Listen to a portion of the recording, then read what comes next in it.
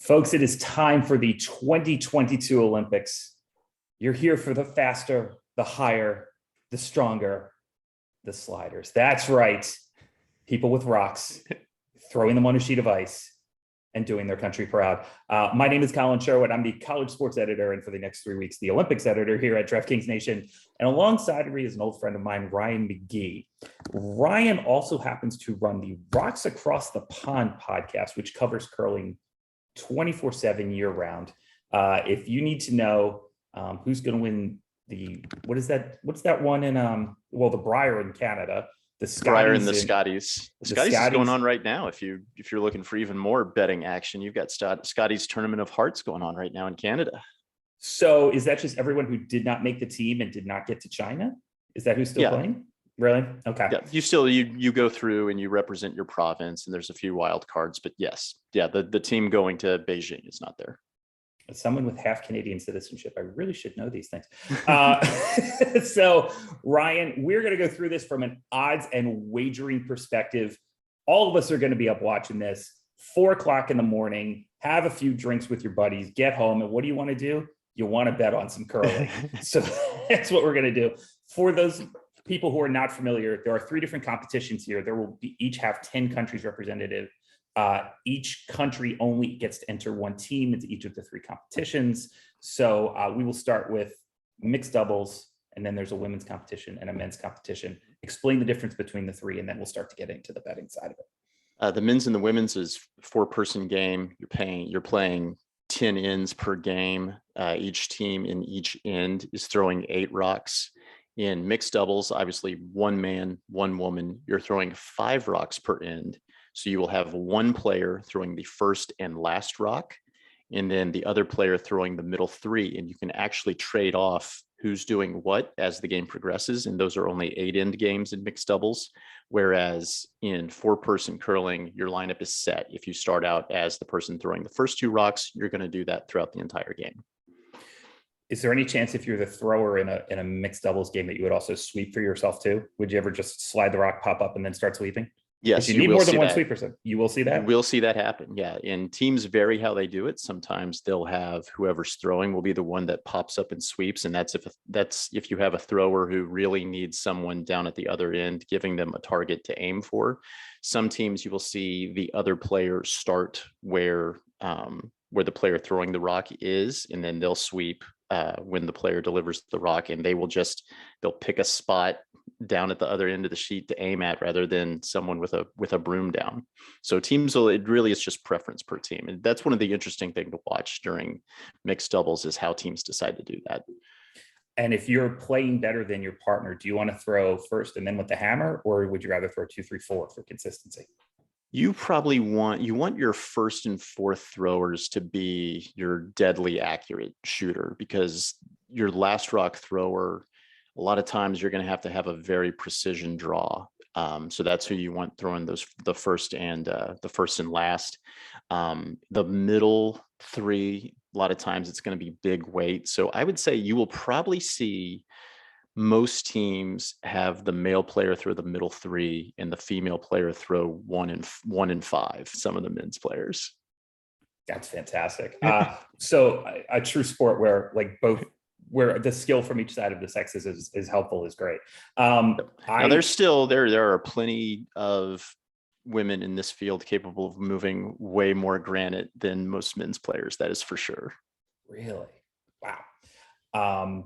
Okay, so if you're not used to terms like weight and draw and hack and things like that, everyone, if you'd like to, we've got a whole description from Ryan's podcast, like what to watch for. Describe it what it is, because we put it in this article right here. So tell us everything about it.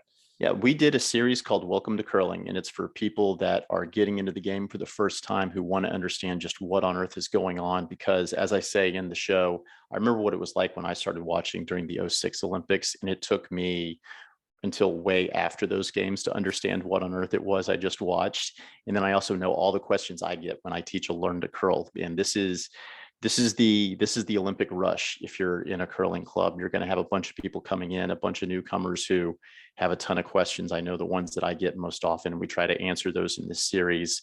And we break it down you can choose how far into the weeds you want to get. We have a show on the rules, a show on strategy, a show on just jargon. And then finally, just what to expect if you want to get out and try curling. And I encourage everybody, if you're listening to this, if you're watching this, you have a curling club near you. So absolutely get out there. It'll be the most fun you've ever had in your life. Get out there and throw a few rocks and see just how hard it is, what these folks are doing at the Olympics. You know, I live in Tampa, Florida, and we have a curling club not that far from here. Yeah. So like, even if we've got one, everybody's got one. That's right. So absolutely give it a shot. I did it, God, probably 25, 30 years ago. I got to play around with a few rocks at the stadium in Delaware County, PA. It's a lot of fun. It's a good time. So I encourage everyone, if you get a chance. We weren't allowed to drink the beers back then, but now we can drink the beer and do it. And that sounds like actually way more fun. So, okay, Ryan, let's get into this. We're going to bet on this. We will start as the tournament will with the mixed doubles. There are right now at DraftKings Sportsbook 10 teams on the board. The Canadian mixed team is at plus 250, Great Britain at plus 300, Canada, the defending champions in this event, and their male curler was part of the team that won the mixed doubles last time. He's got a new partner this time. Switzerland's mixed is at plus 400 and Norway is at plus 700. The States are at plus 900. We're here for value. We're not necessarily here. Let's pick a winner, but who are we here for if we're looking for value? Honestly, at mixed doubles, I'd say that it's almost the same team because plus 250 is still long for this Canadian team. I think that they're the best bet in the whole field. They're the team that I feel strongest about in terms of saying this team is going to win gold. Mixed doubles is really, it really is a shooter's event because there are stones already in place when an end begins. So you already have a rock in the house on the back of the button and then a guard in front of it. So in mixed doubles, you're not going to see as much strategy as you would in four-person curling. It really is a race to the button and who can get a rock right on the button locked in first. So it's really a shooter's event. And you've got two of the best shooters in curling representing Canada at mixed doubles in Rachel Homan and John Morris. I feel very strongly about them winning gold. Their selection caused a little bit of controversy in Canada. So they do have the weight of expectations beyond what you would even usually have as a team representing Canada at the Olympics. So that's the one thing that could be the downfall for them. But other than that, I mean, they're incredible shooters and they're the ones that I expect to take gold. I do love the fact there's a little controversy involved. Also, with curling, every controversy is a non-controversy. It's more of a non-controversy, but it's a little, their selection, they had to be selected because the trials got canceled and the selection process was a little controversial. That actually makes some sense. You also told me that Canada is the only country that does not allow curlers to participate in more than one event. So if you're in a mixed doubles team, you can't play with the men's team or the women's team. That is a separate entity completely. And it's not like you can cross over and play both events. That's correct. And John Morris's partner from the 2018 games when they won gold, she is on the team that's representing Canada in the women's event. Was there a bad breakup? They just decided to go different ways or just... No, I think it was... No, I don't think so. Gotcha. Okay. Well, that would have been more fun for more drama. We move on to the men's bracket. Right now, Great Britain, who you wouldn't have thought is like a great curling nation, but I guess we could be wrong there. Great Britain. They invented the sports. They invented the sport. The Scots did. We have to remember it's Great Britain, but it's Scotland. Yes. Gotcha. So Scotland is the team that will always represent Great Britain at the Olympics. And I say that to kind of stick it in the ribs of my co-host on my podcast. He's English. So that's, they will never represent Great Britain at the Olympics. So it will always be a Scot. So this is the Scottish team. This team is on one of the biggest heaters I think you could imagine that I've ever seen in curling. In the last 12 months, they have won or finished second in every major event they have entered, including silver at last year's Worlds. Last year, most curling events were canceled or moved into this bubble that they ran in Calgary. And they set up the curling bubble in Calgary. They ran men's Worlds, women's Worlds, mixed doubles Worlds, and two Grand Slam events. They also ran Canadian championships in the same bubble. And the Scottish team, the skip Bruce Mowat, who is also representing Great Britain in mixed doubles, they won mixed doubles worlds. They finished second in men's worlds. And Bruce Mowat's team won both of the Grand Slams that they entered in. Fast forward to this year, they're still rolling through. They won another Grand Slam, and the men's team also won the European Championship. So he's hotter than just about any curler in the world right now. So it's a question of, will that maintain into Beijing, into another bubble format? So Great Britain, the chalk for a reason. It looks like Canada plus 225, Sweden plus 275, and the US at plus 800. Looks like there's really three teams that have sort of separated themselves, at least by the numbers. One, for our American fans, is there any chance that the Americans can scrape their way to a medal here? And two, who do you like with the price? I think so. I think there is a chance for the US again. If you look back at what John Schuster's done, international events are really where he thrives. And obviously he did not have that reputation before, but his last 5 major international competitions, either World Championship or the 2018 Olympics, he's made playoffs. Throw into that, he also represented the US in a mixed doubles World Championship a few years ago, and he won bronze there. So really all he does is make playoffs in these international competitions. So that's where there's probably value there in betting on the US to win a medal, if not to repeat as the gold medalist. And plus 800 there's a lot of value there when you're talking about the defending Olympic gold medalists, who I like. I've said Canada elsewhere, but honestly, the more I think about it, the more I think that this is Nicholas Edin's redemption story. He was the skip for the Swedish team that lost to John Schuster in the gold medal game in 2018, giving up the infamous 5 in the 8th end that led to the US gold. The only thing missing from his CV is an Olympic gold medal, and he has a silver, he has a bronze. I think that this is his redemption story, and I like Sweden to win gold. Sweden at plus 275. Interesting. If you are looking for value, the Russian team is really long odds. Maybe look at them to win a medal, because that team, there were a lot of changes kind of behind the scenes with that team. There was a change in the lineup, a change in kind of the support structure for that team. Sergei Glukov's playing with a lot of confidence. They just played very well in minor competitions to qualify Russia for the European A pool and for the World Championship coming up. They had to go to minor competitions to qualify for those events. But he's playing with a lot of confidence. They're also very consistent. He's not going to go out and steal a game, but he's going to give you the same effort every time. He's pretty calm, cool, and collected now, and he's going to give you at the very least mid 70s percentage wise. If you're a skip, you want to be mid 80s to 90s, but you'll also see the occasional like 60% shooting percentage from a skip, and that's when a team, the final score is going to be like 8-2 on you. But he doesn't have those kind of games very often. That consistency can really serve you well in an Olympic tournament like this. So there might be some value in Russia to medal. So the to medal on the men's side, it is Great Britain at minus 330, pretty chalky there. Canada is minus 250 and Sweden is minus 200.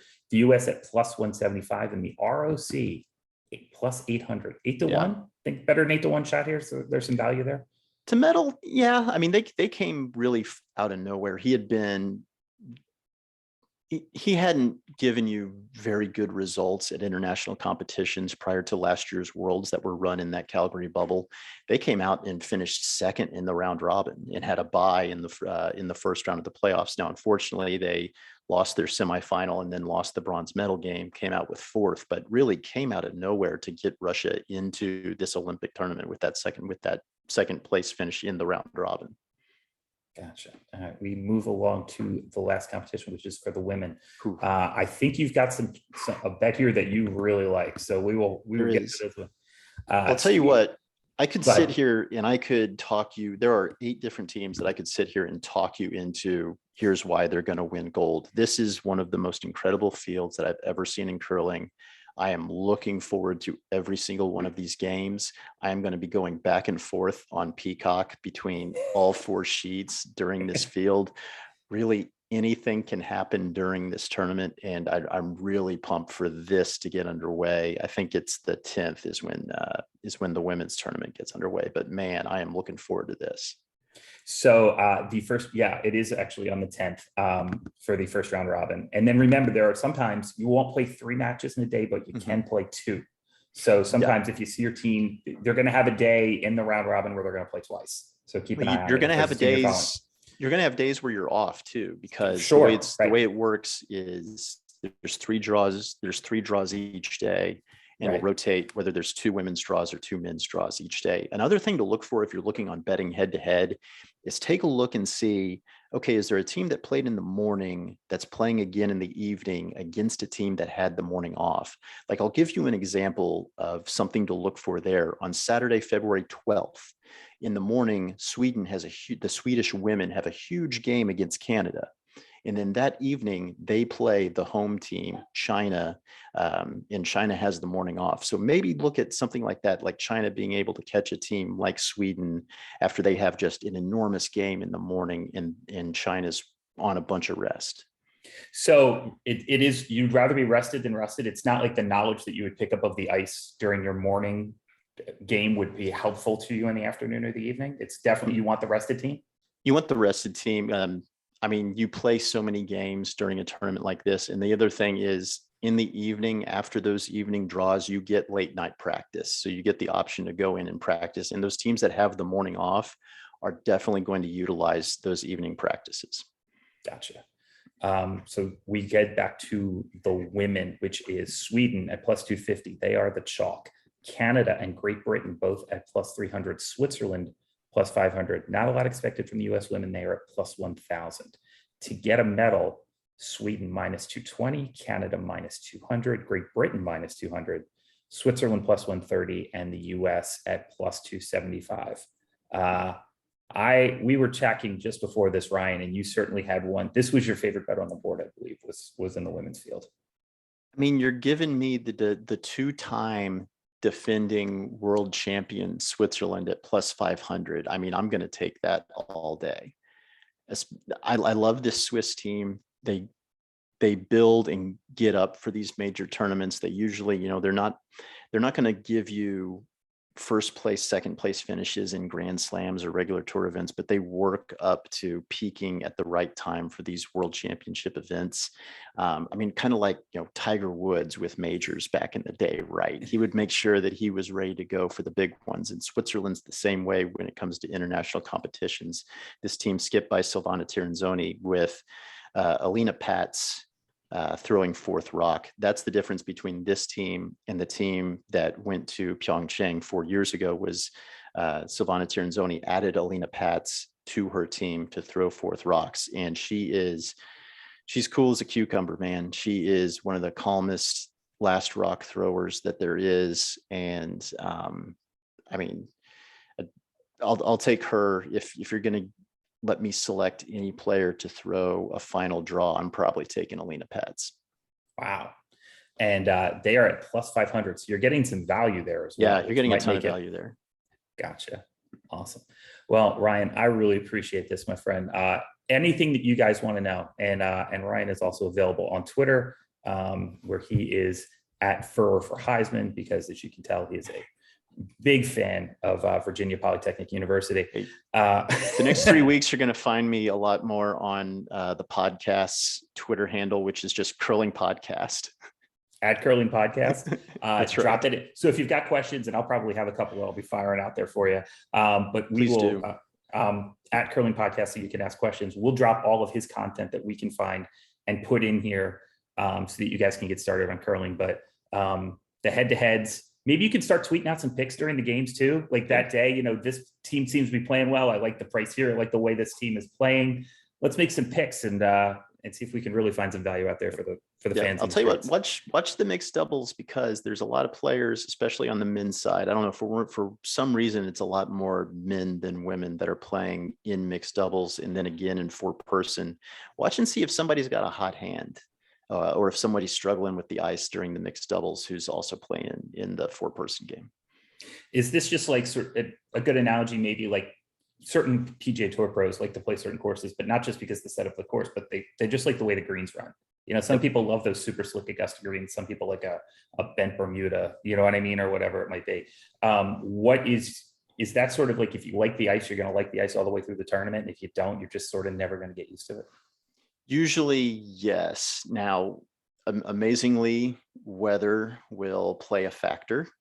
Humidity, Like, sure. like Yeah. if you have a day where it rains, the ice is going to be very different. And then you will hear the announcers talk about papering the stones. And what that means is to make the rocks curl more. They'll actually, probably midway through this tournament, they'll place each rock on a piece of sandpaper. They'll turn it 1/4 turn, and that'll actually give the rock a little bit more finish at the end when it's curling down the sheet. Wow. And a lot of the elite players love that. They love that late finish. So, midway through the tournament, that'll kind of start wearing away from these rocks. And usually the players will request that some players will request that the rocks be papered. So literally you're just putting a stone on a wheel and just that, and that's Yep. all, and just hand it just like 1600 grit sandpaper, like you would get at Home Depot, and give the spin. I couldn't tell you I couldn't tell you the grit number, but Right. yeah. Gotcha. That's amazing. Awesome. Ryan, thank you so much for this, man. And we will be out there watching curling throughout all of this. It's the one sport that goes all the way through the games. Yep. It starts before the opening ceremony. That's why we are taping this on Monday night, because actually Wednesday morning is the first round robin for the mixed doubles. Right. I believe at like 3:30 a.m. or something like that. The first one's at 7 a.m. Eastern time on Wednesday. Eastern. Gotcha. Awesome. Thanks, man. Appreciate it. Good to see you again, man. Good to see you too, buddy. All right, hold on. I'm going to wait. I want to do